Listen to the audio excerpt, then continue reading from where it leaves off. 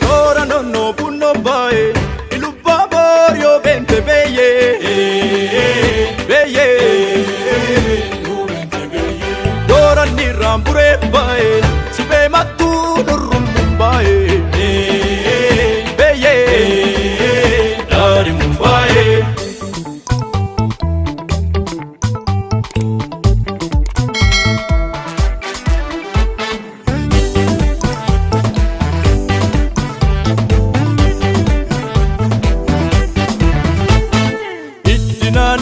Malaya kormako mal magana tantari sirbinan sirbi malaya damako mal magana kabari durale sayambora ya kormako koticho bari dule anindan joru fo suma ayantuti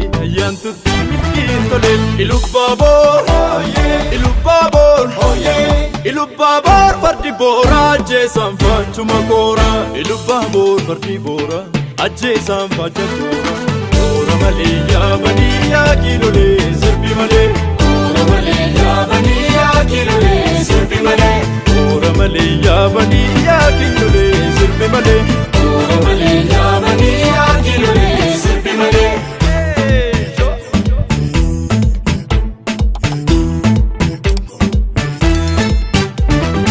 Irra keessa qotanna sangaan keenya battali bar sangaan keenya battali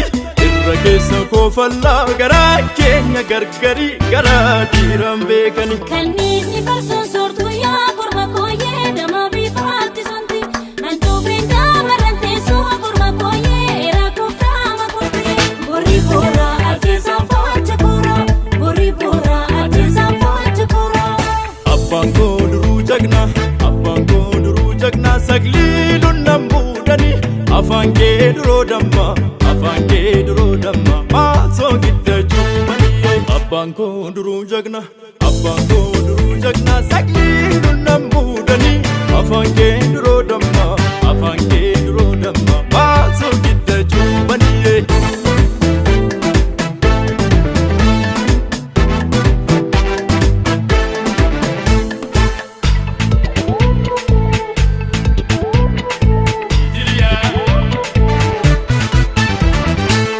Godi sirbi kulle ya damako horte warra dalame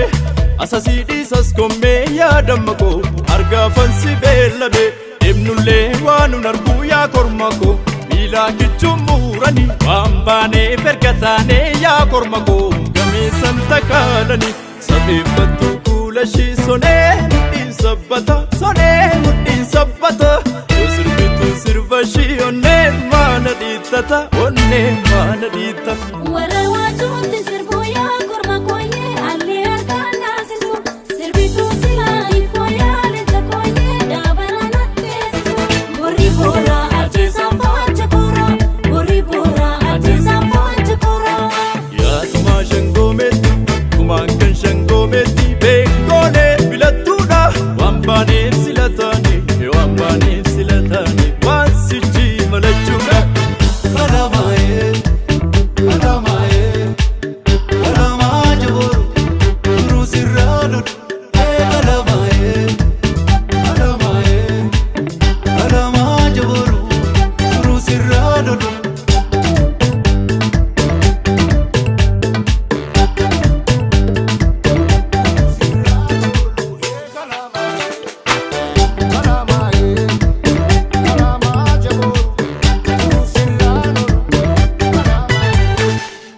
Babbeessa kee jalaa hoora isaa budduuffatu dargaggeessa kee jalaa dhiirri lamaan dubbatu Baddaa keessa kaatanii maqaa gurreen geeraru Gabbatamoon nuftarii jaallataan garaaniru Abiddee korma goolee kan qaroon giddiimatu Argitatuu kommalee korma dhugaa boorratu Abiddee korma goolee kan qaroon giddiimatu Argitatuu kommalee korma dhugaa boorratu Ijaareen kabaa doggiin gaaddisaam duruu Andeemee nagaa shakkee koorirraa tolu Sana baajiru dhatte sanbatee narraa fudhu Sana baajiruun ta'ee wambadee barbaadadhu Eetiriyaa